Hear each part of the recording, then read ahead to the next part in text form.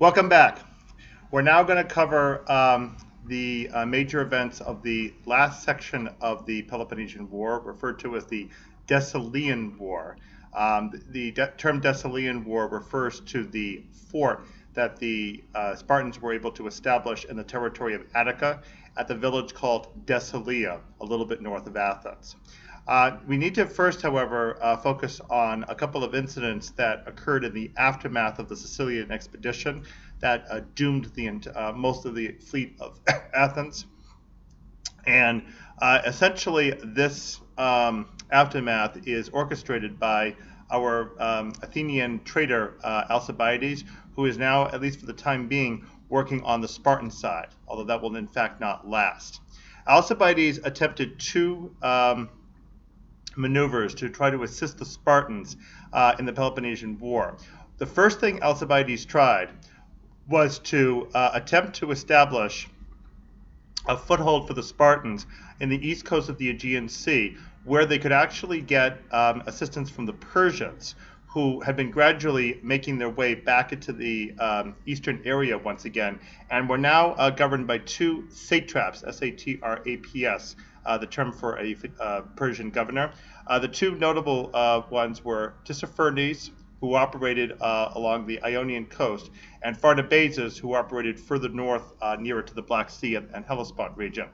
So Alcibiades approached both of these two satraps, intending to win them over to assisting the Spartans financially, as the Spartans now got ready to rebuild their fleet and be able to take on the Athenians more effectively, especially after their big victory in Syracuse. Now, Pharnabazus refused to get involved, but Tissaphernes did promise that if he and Alcibiades could coordinate a revolt of an Athenian ally in his area, that he would indeed provide the promised and requested assistance to the Spartans. Turns out that Tissaphernes was actually a liar and an opportunist, and he was playing different proportions of the Greeks off against the other. But at this time, he offers assistance from the Persians for the Spartans. So Tissaphernes plus another Athenian general named Theramenes, plus Alcibiades, all worked together to start a revolt at the island Chios, C-H-I-O-S. If you check your map of the Aegean, you'll find the three big islands, Lesbos, Samos, and Chios, which were the three charter members of the Delian League who continued to supply ships to the Athenian fleet instead of simply paying money. Samos had already revolted in 440 BC. Lesbos, under their city Mytilene, had revolted in 428 BC, and now it was the turn for Chios to revolt in 412 BC, the year after the loss of the fleet in Sicily. So the attempted revolt went forward. However, it was discovered, and the Athenians, who by then had been able, in slow ragtag style, to get their fleet back together, were able to go out and thwart the attempted revolt. So as a consequence, the scheme of Tissaphernes and Alcibiades failed. Theramenes managed to escape from the island before the actual failure and was able to make the claim that he had been really on the Athenian side all along. He was a rather slippery type, capable of doing that, and is noted as such in Aristophanes' Frogs. In any event, no success there. It is possible that that failure cooled off Tissaphernes' enthusiasm for getting involved in the war, or it could be that Tissaphernes was, again, playing Alcibiades all along. But in any event, the coordination broke down between Tissaphernes and Alcibiades, and the Spartans became increasingly distrustful of Alcibiades, as it appeared that he could not in fact be trusted to supply the aid for the Spartans as he had promised. Now, in the course of the couple of years after the Sicilian disaster, the Spartans showed themselves inept at taking advantage of the Athenian lapse with their fleet, and the Spartans did not follow up successfully, and Thucydides calls the Spartans the most convenient enemy the Athenians could have ever had. So as a result, the Athenians had opportunity, it turned out, to rebuild their fleet pretty much to the same strength where it was before, Of course, the Athenians had quite a bit less money than they had previously, but were still able to get enough resources together to rebuild their fleet as much as they could. So Alcibiades became aware that he was not going to maintain his good relations with Spartans for too long, because it appeared that his effort to get the Persian aid wasn't going to work out. So 411 BC comes what is referred to as the Oligarchic Coup. Now, shortly after the Athenians learned of the disaster in Sicily, they held a special conference of 10 noted Athenian generals named titled Probuloi, one of whom was Sophocles, the playwright. The Probuloi acted as advisors. Their role was to inform the democracy of what was needed to prevent the kind of error that came forward as poor legislation from a demagogue to the Athenian assembly, if we don't say mob, that might misdirect them to make a bad policy decision. So the advice of the Probuloi was to put together another boule, a council of 400. And the 400 would act as an extra step, almost like a buffer, to check over important legislation that was going to be proposed to the assembly before it actually got to the assembly, so that if anything was potentially faulty, it could be stopped before the general assembly heard about it. So that was an offer that was in fact put in place in 411 BC, when in fact 400 were chosen. But it turned out that would have very unfortunate consequences in 411 BC. Because what Alcibiades now did, in his realization that he needed to get back into the good graces of the Athenians, but would obviously be regarded as a traitor, was he decided to organize an overthrow of the Athenian government so that a new government in Athens that would support him would recall him. So this new government was going to be an oligarchy. So he did it by speaking to friends of his at Samos, some of whom had been involved in the previous revolt or whose ancestors had been. And so Alcibiades managed to get a plot underway for the Samians to help him to get the democracy at Athens suspended. So the plot was that ambassadors came from Samos to Athens and told the Athenians that if the Athenians would be willing temporarily to suspend their democracy, that they would find aid coming to them from the Persians. The reason why they needed to suspend the democracy, according to this report, was that Persians didn't like democracy, and that's why the Persians had refused to help the Athenians in the past. But if the Athenians were able to set aside the democracy temporarily, then the Persian aid would come. This was all a bunch of lies, especially the part about Persians not liking democracy, because in fact the Persians really couldn't care one way or the other whether or not the Athenians had a democracy. All right, now the Athenians accepted this decision, and so that was in fact when they recalled the advice from their own 10 probuloi, and they indeed set up the Council of 400. What was really going to happen, of course, was that further Samian representatives would come in, and they would get organized with an anti-democratic faction at Athens that would then take over the government and would set up the coup and the new oligarchy.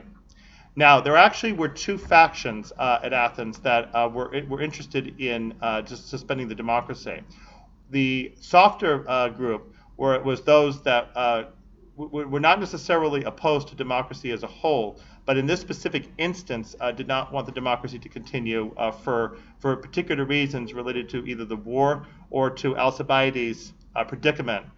And then there was the more radical democratic element that, in fact, anti-democratic element, excuse me, that wanted to have democracy taken away simply because they didn't want democracy there at all. They were much more interested in power for a few, and they were the ones who really saw to it that if the 400 were able to get in control of Athens, that they would in fact really nail down Athens as firmly under their control.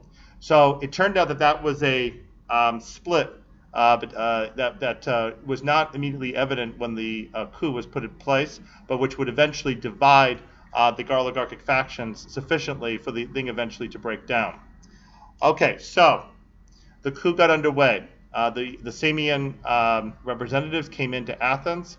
The 400 was set up, and then an assassination took place of leading Athenian officials, and all of a sudden the democracy was shut off, and the 400 took control. We have two plays by Aristophanes that relate to this. He's the comic playwright. One is called Lysistrata. It's a fairly famous one in which the Athenian women temporarily seized the Acropolis in order to cut off funding from the war, and they also refused to stay with their husbands and have intercourse with them, so that their husbands, eventually deprived and rather hard, end up doing away with the war. And it is, in fact, successful in it. So the whole concept of a takeover like this appears to reflect the actual takeover that it had at Athens. In the same year, Aristophanes put on another play also featuring women called Thesmophoria Zeusi, very long title, for the women celebrating their Thesmophoria festival, which was in fact a women's only festival, and it involves Euripides. It's a fairly tame play. It doesn't really get into contemporary politics or the war, and it does suggest that possibly Aristophanes had to be rather careful with the subject matter of his play at that point. It is interesting that both plays occurring in the same year both have to do with women essentially usurping an authority position that one would normally be expected to held by men, especially Lysistrata, which is in fact one of one of the Aristophanes' most brilliant political plays we have.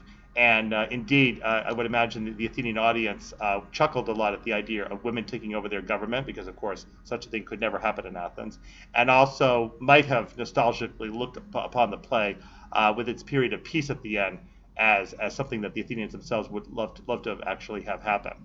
In any event, the coup didn't get established, and the 400 were established. But now one of the promises that the 400 had made when they were first set up was that they would then enfranchise a group of 5,000 Athenian citizens in order to establish the new limits of the democratic element of the government.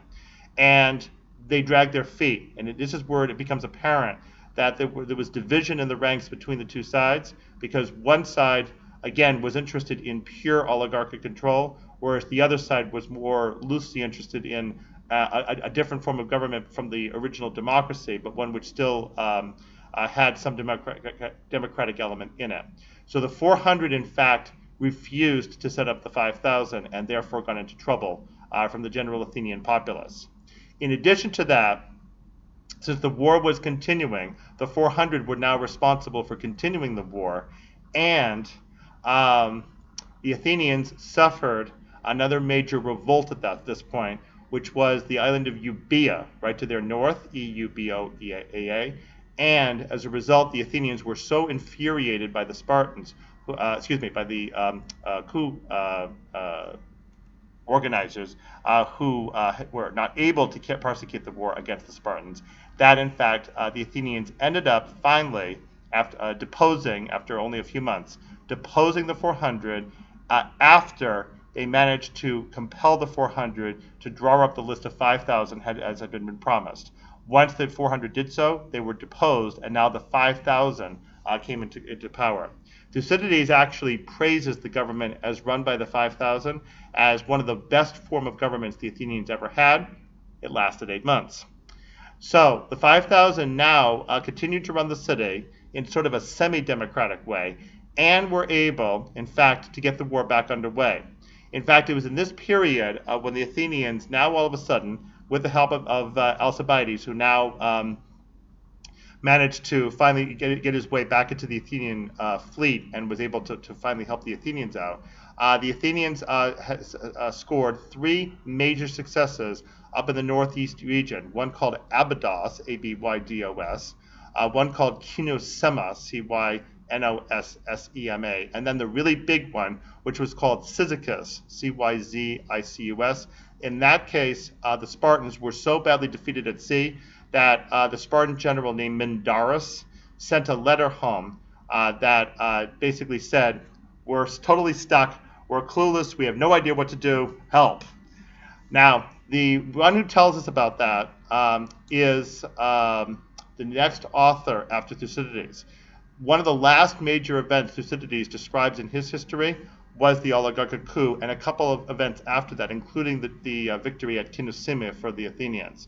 But then his history mysteriously breaks off in mid-sentence, and the historian Xenophon takes over from there. And so from this point forward, the history is going to be narrated by the historian Xenophon. And so Xenophon tells us about the 3 victories, and tells us that as a result of this, the Spartans actually called for peace after the victory at Cyzicus. Now, it's time for the next riff.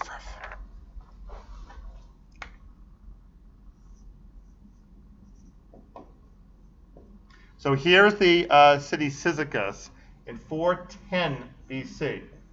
This is the victory that included Theramenes and Alcibiades and a couple of other major Athenian generals. And in this one, we have the Spartans now suing for peace after their big defeat. And here is our new fellow.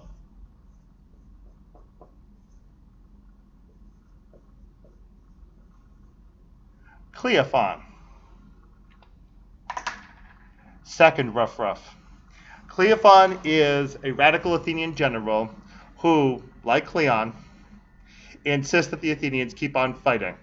And so, under Cleophon's advice, the Athenian assembly rejects the peace offer from the Spartans, and the war continues. The Athenians were now newly enthusiastic about the war and actually thought once again that they had a chance of winning.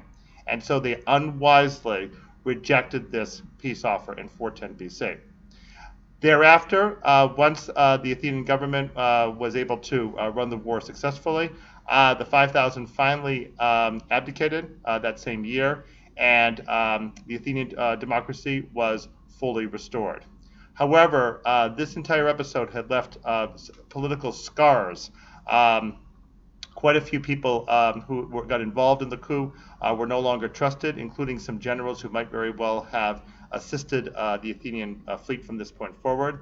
And there was quite a bit of suspicion and intrigue that kept filling Athenian streets from this point forward. And it actually ended up involving the philosopher Socrates, who would finally see his downfall in a few years following the defeat of Athens in 404 BC.